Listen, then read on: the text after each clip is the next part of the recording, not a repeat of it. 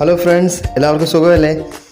ഇന്നത്തെ വീഡിയോയിൽ അടുക്കള മാലിന്യം കൊണ്ട് എങ്ങനെ നമുക്ക് വളരെ ഈസി ആയിട്ട് കമ്പോസ്റ്റ് ഉണ്ടാക്കാം എന്ന് നമുക്ക് നോക്കാം. കൃഷി ചെയ്യുമ്പോൾ നമ്മൾ കൂടുതൽ പൈസ ഈ വളം വാങ്ങിക്കാനായിട്ട് ചിലവാക്കാറുണ്ട്. അപ്പോൾ ഇതുപോലെ കമ്പോസ്റ്റ് ഉണ്ടാക്കുകയാണെങ്കിൽ നമുക്ക് ആ പൈസ ലാഭിക്കാൻ പറ്റും. അടപ്പുള്ള 2 പെയിൻറ്റ് ബക്കറ്റാണ് ഇതിന് ഏറ്റവും ആവശ്യമായിട്ടുള്ളത്.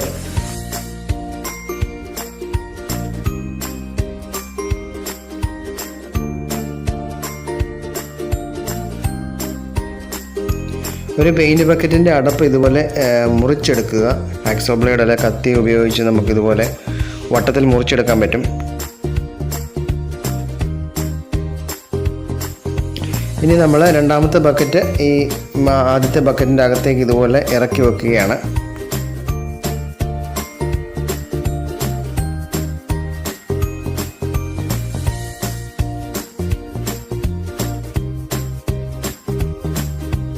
ഇതിൽ മുകളിൽ കാണുന്ന ബക്കറ്റിലാണ് നമ്മൾ അടുക്കള വേസ്റ്റ് ഇടുന്നത്. അതിൻ്റെ സ്ലറി താഴത്തെ ബക്കറ്റിൽ വരും. ഇനി നമുക്ക് താഴത്തെ ബക്കറ്റിൽ ഒരു ഇതുപോലെ ടാപ്പ് പിടിപ്പിച്ചാൽ ആ സ്ലറി നമുക്ക് ഊറ്റിയെടുത്ത് ചെടികൾക്ക് നേർപ്പിച്ച് തളിച്ചു കൊടുക്കാം.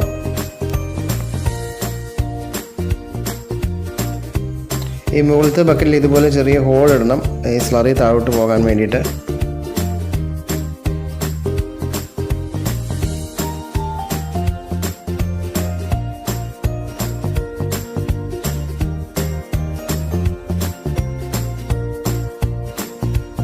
ഈ മഴവെള്ളം ഒന്നും താഴത്തെ ബക്കറ്റിലേക്ക് ഇറങ്ങാതിരിക്കാൻ വേണ്ടി ഇതുപോലെ MC വെച്ച് നമുക്ക് അത് ടൈറ്റാക്കാം.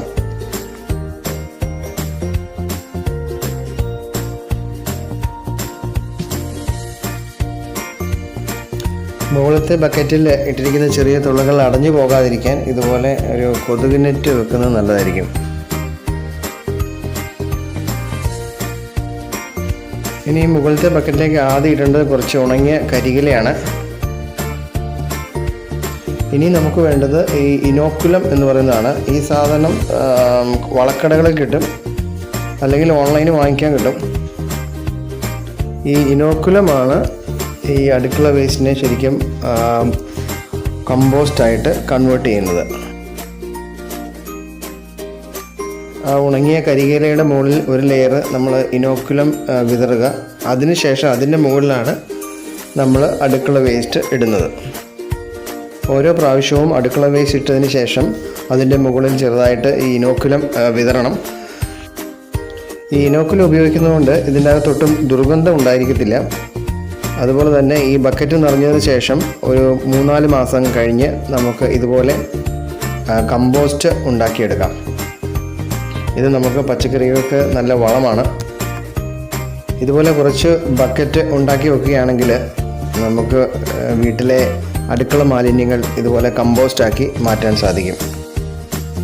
അതുപോലെ തന്നെ താഴത്തെ ബക്കറ്റിൽ നിന്ന് ആഴ്ചയിലൊരിക്കൽ നമുക്ക് സ്ലറി കിട്ടും. അത് നമുക്ക് നേർപ്പിച്ച് പച്ചക്കറികൾക്ക് ഒഴിച്ചു കൊടുക്കാവുന്നതാണ്. ഇനി ഇങ്ങനെയൊന്നും ചെയ്യാൻ സമയമില്ലാത്തവർക്ക് ഇതുപോലെ പൈപ്പ് കമ്പോസ്റ്റ് മെത്തേഡ് ഉപയോഗിക്കാം. ഇതിൻ്റെ അകത്ത് PVC പൈപ്പ് മണ്ണിലേക്ക് ഇറക്കി വെച്ചിരിക്കുകയാണ്. എന്നിട്ട് അതിൻ്റെ അടിഭാഗത്ത് സൈഡിലേക്ക് കുറച്ച് തുളയിട്ടിട്ടുണ്ട്. അപ്പോൾ നമ്മൾ അടുക്കള മാലിന്യങ്ങൾ ഈ പൈപ്പിൽ കൂടി ഇടുമ്പോൾ അത് മണ്ണിൻ്റെ അടിയിലേക്ക് സൈഡിലേക്ക് ഇറങ്ങും. അത് എന്നിട്ട് കുറേ നാൾ കഴിയുമ്പോൾ കമ്പോസ്റ്റായി മാറും. അങ്ങനെ നമുക്ക് ആ പൈപ്പിൻ്റെ ചുറ്റും നമുക്ക് പച്ചക്കറികളോ എന്തുവേണമെങ്കിലും നട്ടുവെക്കാം. അപ്പം പ്രത്യേകിച്ച് വളത്തിൻ്റെ ഒന്നും ആവശ്യം വരുന്നില്ല. ഈ പടത്തിലെ ആരോ കാണിച്ചിരിക്കുന്നത് പോലെ പൈപ്പിൻ്റെ സൈഡിൽ 2-3 ഹോൾ ഇടുക. എന്നിട്ട് മണ്ണിലേക്ക് ഇറക്കി വെക്കുക. ഇങ്ങനെ കൃഷി ചെയ്യുമ്പോൾ ഈ പൈപ്പിന് ചുറ്റും നിൽക്കുന്ന പച്ചക്കറികൾക്ക് പ്രത്യേകിച്ച് വളമോ വെള്ളമോ ഒന്നും ആഡ് ചെയ്യേണ്ട ആവശ്യം വരുന്നില്ല.